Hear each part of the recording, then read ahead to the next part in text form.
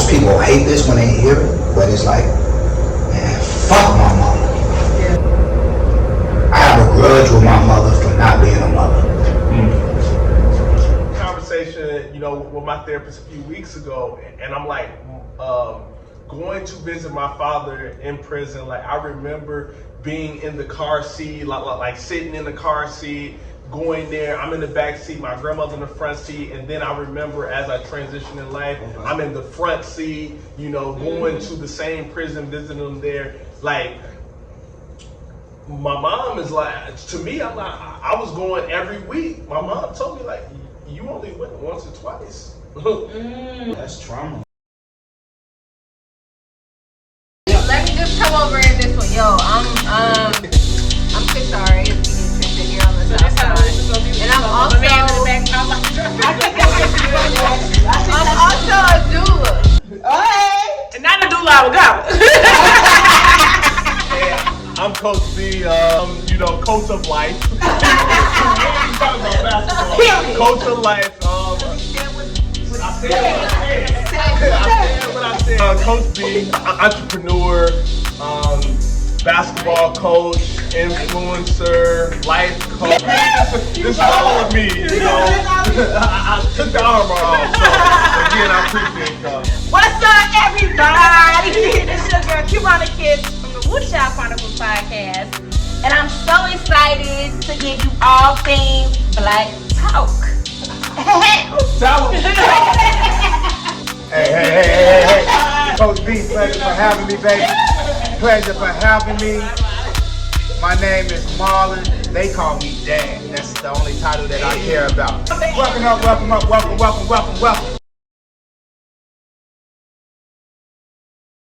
I just want to know, have you all been to therapy before? Yep, I have. I went 5 years ago. So my son had just started kindergarten. He was a hot mess in the school. Like, teachers calling constantly. One day they called me and was like, you got to come get him. He threw a chair. I was like, he threw a chair? I was like, y'all doing a bit much, like whatever.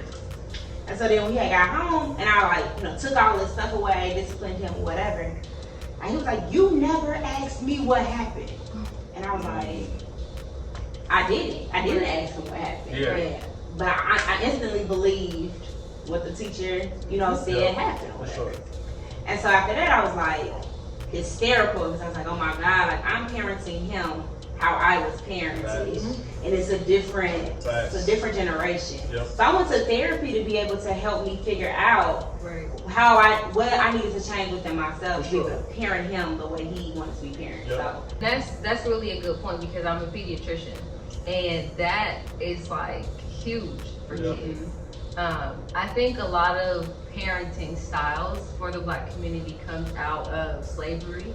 So how we like beat the shit out of our kids or we don't listen to what our kids have to say and we shut them out immediately, and that is like maybe a point to like make sure that our kids are respectful and that they don't step out of line, in respect to saying something that could get them, in trouble with the white man. Right. Yep. So for you to recognize that immediately and then get the help that you need in the, name and focus of what your son needs is amazing. Facts. And that will be life-changing. Yeah, facts. Well, I definitely been in counseling, a lot of it. As a kid, I was in counseling. I was an adopted child, so I had to go through that process. Spent a lot of hours, got me through. One night I just couldn't sleep. And it's just like, damn, like, I got a whole lot of hate in my heart. And it's like, damn, but it's only love for so many people. Right? And it's like, but it's really not, because now I realize I love a lot of people. I just don't like their ass. So I gotta separate the two, because when you put that love in there, like, it's like, shit, like, I just had a conversation with Brandon, like I always tell him, like, he's seen me grow from like, man, and most people hate this when they hear it, but it's like, man, fuck my mama. And most people hear that. I've had grown men want to fight me. I've had Women tell me that I'm the most disrespectful dick that I can be in the world, but they didn't understand where it came from until they had a conversation. Yeah. So I don't want that because I don't want my kids to have it. Yep. Right. And I have kids, and the easiest thing to see is you inside your kids. And I am like stamped, branded in all three of my kids, and I can honestly admit already at all their young age with some negative shit.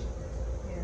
Because they got it like too, like, oh, fuck you, I don't gotta deal with you no more. Is it hate that you feel, or is it hurt? At this time, it's hurt. Yeah. At a young age, you think it's hate because Right, that's right. all that you know. But And through you- experience in life, Right. and through having conversations and being around kids, you understand that it's not hate, because hate is a really strong word. Right. And when you use it at a young age so frequently, but as you get older and you know things start to work differently and you see things differently and you have an understanding and compassion, you understand that it's a dislike, but it's a dislike that you got to grow out of and you can't stay there. But unfortunately, all those things, we don't know the directions to get out of there, so we got to call and get some help. Yeah. Help me get out of this place. I know where I want to go. I just need you to take me there. That's it. Assist me. Not even take me, but assist me there. So that's where I am right now, because I got a whole lot of hate that I got to get out of there. That's that young hate, and it just carried over into an old man. Yeah. And it can't stay. And then it stays in your genes and Yeah. you know your body, and that continues. I can really like understand where you two are coming from, because I think that was a big component or a huge reason why I decided to go to therapy. You know, just being a parent, like, you know, I had the same thoughts. Like, man, I identified that I'm doing a lot of what my mother did, right? And I didn't want that for my child, right? Whether it was right or wrong, you know, at least I wanted to identify for myself exactly how I wanted to parent. You know, and then for you going to therapy, you know, because again, you see certain traits in your kids, like, that's huge.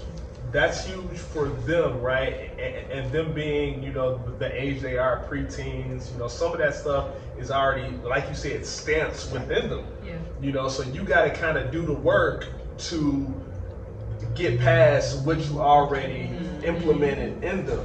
You know, so That's the hard part. for sure. So I think for me, I knew for a while that I needed therapy, as well as even with relationships, right? You know, for me, it's like the relationship, you know, with my father, the relationship, or not being able to connect or hold on to certain relationships, you know, or share certain emotions, you know, within, like, for you to identify that feeling, you know, it's not something that's easy to do, because, you know, for me, I masked a lot of feelings. I put up brick walls to which now I can't even really identify with those feelings, which is crazy to me. You know, going through therapy, like, that was like one of the biggest eye openers. Like, I can't identify with these feelings. So for you to be able to do that, you know, I commend you, and that's big. I'm glad that you break it down like that, Brandon, because the question was, how did we know we needed therapy? And you have to look at yourself in the mirror. A mirror is the clearest vision, the most transparent thing that we'll ever see when we're searching within ourselves. So I look in that mirror and I think about how I spend my time, which is time management. And we always use that word, busy. Yep. And we make time for what we want to spend time with. And at that point, I knew that I needed therapy, because I needed to know how to relinquish that hate, as I once told y'all, and to now use my time, because it's not guaranteed. And that's one thing that I really know now, that it's not guaranteed. And as Brandon said, that it's about this fatherhood. Yeah. And if I can't open up and relinquish watching them. How can I ask them kids to tell me everything that's going on? Because I'm teaching them how to do it. They sitting back and watching me bottle up everything. They're with me every single day, so I can't lie to them. Yeah. We have an open relationship. So how can I tell them one thing and live it every single day? They're gonna live and see what they see me do. So at this point, I just wanna relinquish it and be a better person. Because there's nothing more important than being a father. And that sounds crazy because that can't be the only thing. That's I not learn how crazy. to love myself. No, because I love them more than I love myself, and I know that's a major problem. I now know that through growth and experience. That's probably one of the dumbest things that I can ever say, that I love them more than I love myself. Because if I truly love myself, I don't give myself nothing, so what am I really giving them? That's real. Dang. I was gonna say, it's interesting that you bring up the mirror aspect, because like that's what I tell people all the time. Like it's the hardest thing a human can do is to take a mirror and like look at themselves and like take, like really see what's going on with you individually and then fix that. But it's interesting that all y'all have kids. I don't have kids at all, right? And I have been in therapy multiple times before. I'm in therapy now. But the catalyst for me was just knowing that like something is wrong. Like, I was depressed for a long time, for a very long time. I've always been anxious, like since I was a kid. Yep. And I didn't know that it was anxious until like a couple of years ago when I was in med school. Yep. But it got to a point where it was like, I cannot continue life like this. Yeah, I'm sad all the time. Yep. Like I'm going down the rabbit hole. Like I'm not enjoying anything in life. I can't have meaningful relationships because I'm ruining them because I'm depressed. Yeah, absolutely. So it didn't take me having kids yet to recognize that, but it did take other mental health issues. But well, so I guess. Let me ask you this: at what point did you identify that you had or needed therapy or has been anxious since you were a child? That's a very good question. I don't know. I would say like probably within the med school is 4 years. So probably within that span. Yep. I think that like when I started med school the first year, I had moved from New Orleans back to Ohio, which is like, I don't know, I didn't know anybody in Ohio. Yeah. And so I'm like moving back north where my family is, closer to my family, but I still don't have family here. Yep. And then at the beginning of med school, it was just like, I started having panic attacks. I had never had panic attacks before that. Yep. And I was just like, yo, you gotta like do something. Either, you figure out what the fuck is wrong and you manage it, or you're gonna die. Like, and that may seem pretty extreme to you, but like, it was so consuming and overwhelming that I couldn't handle anything else anymore. And I was just like, I don't know what else to do but to get help at this point. For sure. And I was like, I have to become a doctor. Like, I'm going to become a doctor. Like, that's non-optional to me. Mm-hmm. So if I need to be well enough to be able to complete this journey. So I have to get help. Like, I have to get therapy. I need to get medication. So I think that was like the first year of med school when I was having those panic attacks and I was telling a friend about it. I'm like, this is crazy. Like, this is happening to me and I can't get out of it and I don't even understand what's happening to me. So that was really like the start of me being like, okay, like I need to do something external of what I've been doing. Yeah. And what's crazy is like I have everything that I'm going through. I go to therapy, been going to therapy for the last year and a half, best decision I ever made. Yeah.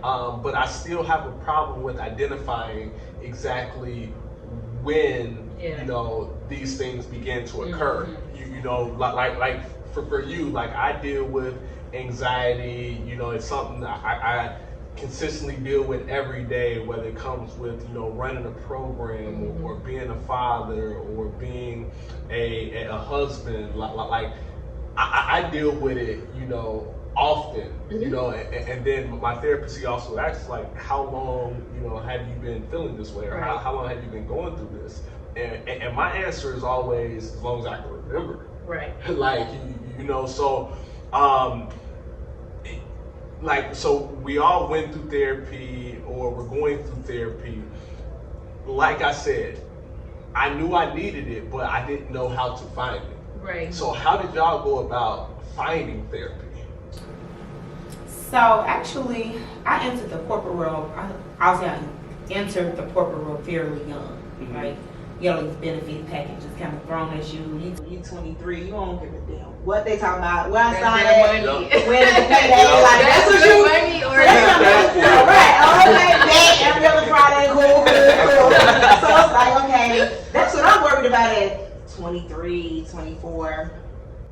I'm 25. Okay, cool. I'm making good money. I done got promoted at the same job. I'm still here. Okay. I'm in it. Whatever. Then my son go to school. Benefits start looking different when you got a little kid. Like, I used to get this, now I get that. what you doing? Dumb stuff. Like, you broke your arm. You gotta do what? Like, oh, okay. So yeah, all of these things that's happening, and then I was like, oh crap, I need to talk to. But I had to push my pride. I had to push my pride to the side. I had to be prideless and go to HR and at least be like, okay, so I saw this in our, you know, in our benefits package. How do I use this? Like, for sure. So now they know, like, oh, she, you know, we didn't handle her with soft gloves. She was going through something or whatever. But had I not been okay with asking them for the information, I still would have known. Like, oh, just call a number. They'll put you in contact with whomever. That's a really good point, because a lot of people, like, don't want other people to know that they're going through things. Yeah. And it's such a, I was gonna say misnomer, but like everybody in the world is going through something. Yeah. Right. And it's funny you say that. Yeah. 100%. Everybody. But kids involved, kids included. For sure. It's funny you say that, because even doing this, like knowing like everybody's going through something, like it was still tough for me to do, and it's still tough for me to do, knowing like how I'm gonna be judged. Yeah. You know, especially running a program, people trusting me with their kids, you know, when it comes to flight basketball, like, okay, now is this gonna change their perception of me just because I am going through something? It's so funny that you say that, because in medicine, like, that's the thing. Yeah. Like, people fear admitting that they have mental illnesses because, like, they don't want it to get out that, you know, like, there's something wrong mentally. Right. Because then, you know, like, if patients start to know, that might affect, you know, like, if patients want to come see me and yada, it's like, it's crazy. Well, but it's also taught to us in the Black community. I know for a fact, like, what happened in this house, stay in this house. Sure. Don't tell nobody what's going on in this house. Like, that's not for everybody to know. Well, we take that growing up as like, okay, so whatever's going on with me is going on with me. Yeah. Right? So like, instead of us just, you know, putting that pride to the side and be like, okay, I need help. I don't care who knows I need help. I need help. Right. For sure. Like, that's breaking one barrier down already. For sure. Right? Yeah. So, I remember many nights of having feelings, but because the music was playing and the cars was playing, I had to go to that back room and shut up. For sure. You know, so that taught me how to bottle things up. Yeah. You know, that taught me how to put it here and put it there. And then I learned how to put it there and still maneuver, and like, oh, it don't really bother me today. You know, it might bother me 3 weeks from now, but I got three weeks, you know. Right. So you learn how to do that, and you take that into your adulthood. And Lord forbid if you involve a woman in that. Yeah. Oh, because man, you're not cured from your childhood. Like, I have issues that were not taken care of at that time, and now you look for them in a woman. 100%. And that's the worst thing that you can do, to try to look for a woman for yourself as an adult to culminate or to gather everything that you missed along in your childhood. Yeah. Oh my God, that's the worst decision that you can make, because at that point, like you always say, who can replace your mother? Right. 100%. Nobody. 100%. Nobody. And it's crazy that you say that. So like, that was like for me, like we all deal with something within our childhood that, you know, we're still dealing with now as adults, right? So we use therapy as an outlet, you know, but there are those things in which like we still have a tough time dealing with it, or talking about it, or discussing it, or you know, confronting that. So for me, I know it's the relationship that I have with my father, like not ever calling another man dad. Like it's something that I, you know, hold on to. Like I never called another man dad, or I never called anyone dad. Like I had a grandfather that, you know, was in my life, still in my life, you know, was that great foundation. He's the reason why I'm the man I am today. Yeah. You know, so like a lot of my parenting and fatherhood is what I'm learning on the way. Like me and you talk often, you will say certain things and I'll apply it to my household. I'll apply it to the way that I parent, right? Like, so I remember a time, like my father had just got out of prison, and he was putting me in the tub, right? He ran the water extremely hot. It was super hot, right? So he ran the water, cut it off, left the bathroom, said, I'll be back, you get in. That water was so hot that I like tiptoed into it, but I'm in the water like burning, right? And because he said get in. He said get in. Yeah. Not only did he say get in, but I didn't feel comfortable with saying daddy, daddy. So I'm yelling, help, it's too hot, help, it's too hot. But maybe he didn't hear me, or he's not identifying. There was probably 6 or 7 voices in the house at the time. He wasn't identifying with who was yelling or who was saying what. But I didn't feel comfortable with saying, daddy, come help me, I need help. I'm just screaming, I'm yelling like, this is hot, help, help, help, help. So like for me, though I've always said like I'm past or I'm over like that trauma from my childhood, whether it's, you know, going to see my father in prison, or you know, like him getting out and us really not having a relationship, or him saying, okay, I'm gonna come pick you up, and you know, I'm there just crying, just waiting for him, calling him, you know, and even now that impacts, you know, my ability to like just be able to shut anybody off, anything off. Like I don't gotta deal with you, no matter if you're not my wife and kids. I don't care who you are, I can cut you off. You know, and that so smooth, 100%, and that stems from that. Like that's not okay, because there are certain relationships that, you know, I should value and I do value.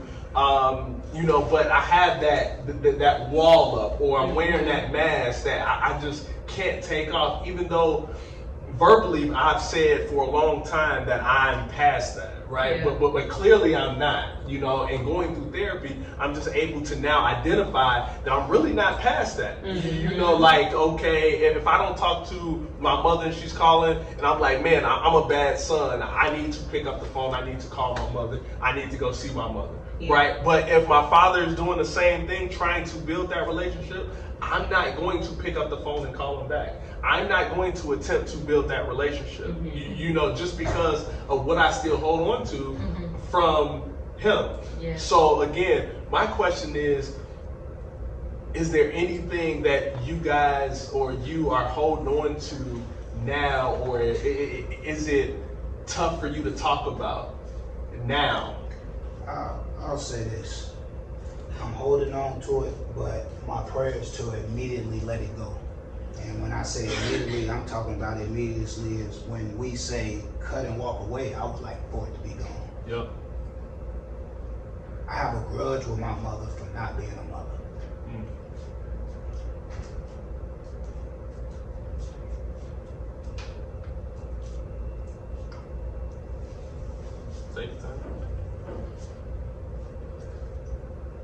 I watched so many.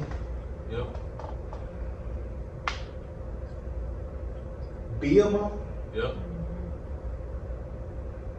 So therefore, I know that difficult. was done immediately. Yeah.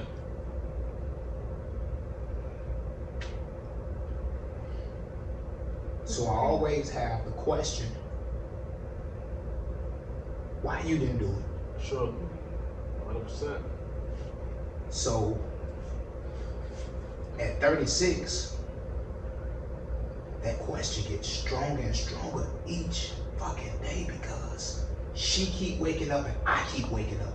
And she still failed to be that mother. But I can watch my kid's mother, the woman who I married, man. I can watch her do that shit in her sleep. I've watched so many women just be a mother. I watch your wife be a mother. I watch you be a mother. It's to me, that's what attracts me to people like, man, you can do that. You're a wonderful person. So, knowing this now, I know that you only can give all that you can give. I know that my kid's mother can only give all that she can give. So now I have to accept that my mother gave all that she can give. Sure. But it just wasn't enough for me. Right. So that's what I want to let go. Yeah. Because I know there's no guarantee when I leave this set that I can make it back home to my kids. And I keep on saying, yeah, I'll make it right with my mama, I'll make it right. But one day I'm gonna call her, and she ain't gonna answer. Or vice versa. And it just may be too late. So that's one thing that I just wanna do away with, that hurt and that anger. I wanna allow her to be whatever type of mother that she can be. Your mother. Because I know what type of son I am. And she know that too. I just want to give her that opportunity. Sure. Until our last day. That's Sure. it. And I think you said it, like, though you know or you've accepted, like, anybody can only be who they are, like, it doesn't seem like it's any easier to deal with. Hell no. Because your expectations, man. Yeah. Expectations for a person that you can set so here, and it's just like, those my expectations, and I put them on her. For sure. But it still hurt that she don't raise up to them. Yeah. And she set some expectations for me too. For sure. And as much as I say, like, I always tell her, like, man, I paid you back in full. You ain't never had to bond me out of jail. You ain't never came to the morgue to identify me. Hey, I am who I am, my profession, my kids, my everything. It's because of you. I paid you back 100-fold. But I really haven't, because I ain't allowed her to be the mother who she is, because she hasn't met my expectations. Right, 100%. Yeah, and I'm actually reading Divine Franklin Live Free. I'm reading that now, and that specifically talks about expectations, right? So like, we put expectations on other people, but not only that, you talk a lot to do with the expectations that I put on myself. You know, like, because I'm like, okay, what is this person even doing this? What is that person gonna think of me? What is this person gonna think of me? Yeah. So it causes anxiety. It causes depression. You know. But I can't get to the point where I'm like, I don't have any expectations. Like, you know, this is what I want in life. I'm living every day in the moment. Like Kevin Durant said it in his interview with Draymond Green. Like, I'm not fascinated with being happy. You know, I'm not worried about being sad or depressed. I just want to live every moment and feel every moment for what it is. Yeah. Like, while I'm in that moment, I want to appreciate and go through that and then move past it. My dad was there like seldomly, right? And I tell people he was never really there because we never really had a relationship. I'm 26 and we're just now at the point where, like, I'll call him and I'm just like, yo, like, something made me think of you today, like, I love you, that's it. And like, you know, that's progress. For sure. Because he was never a dad. Sure. But now we're at the point where we can, like, try and build a friendship, right? But your story is like, is so meaningful because I longed for my father's love for so long. And I had so many troubles with like relationships and dealing with men, and not even just that, but like that was some of the depression. That was a lot of the anxiety too. And it did take me to get into therapy. I've always been introspective and very reflective of everything that I go through. So that has helped me to be like, okay, when my parents had me, they were kids. For sure. My mom was 20 and my dad was 18. So pause for 1 minute, please. My mom was 15. Yeah, my a kid. Dad was 16. A kid, kids. And my dad had 3 kids at 16. And that's like it. When I realized that, it took me time. Like it took me hella time. Like I'm still digesting that, but it took me time to say like they didn't know what the fuck they was doing. For sure. They had no idea, you know. And I blame my mom for my dad leaving us for so long. But then like I realized like it wasn't her fault. You know, this is a grown ass man. You know, he made his decisions and he was in prison for all this time for the things that he did, and like that was his life. And his life was dictated by the things that he dealt with and didn't get help for. Yeah. So when I just realized that everybody's going through their own shit, like it just helped me like back up off the blame. Yeah. And really accept that everybody's hurting. 100%. And just because I can get help right now and I can feel better about these situations doesn't mean that everybody else in my family can. 100%. Well, also that's because I think now in our generation we pay way more attention to media, way more attention to the news per se, like what's happening, who's going through what. And within our generation, having a mental health issue or having therapy is okay. But it's accepted. Our parents, that was not okay. Right. Sure. So they didn't even have the language for it. Right. So mental health issue, ADHD, language is still ain't nothing. It's like if mental health was you're killing yourself or you're just like it wasn't. You're crazy. You're crazy. Yeah. Like that was the situation. Like. Right, so all those trigger words that we would never say to our kids if we found out they were having therapy. So I think that the generational difference changes everything, right? Because it's just kind of like, oh, okay, well, I'm gonna go to therapy because clearly something wrong here. Whereas my mom was like, well, I'm gonna go pray because something wrong here. To your point, there's our generation, you know, wants to provide these tools, right? But to your point, there's still people within our generation that aren't getting help. That aren't getting help, so they aren't providing their kids with these tools, so they're still going about it the same way.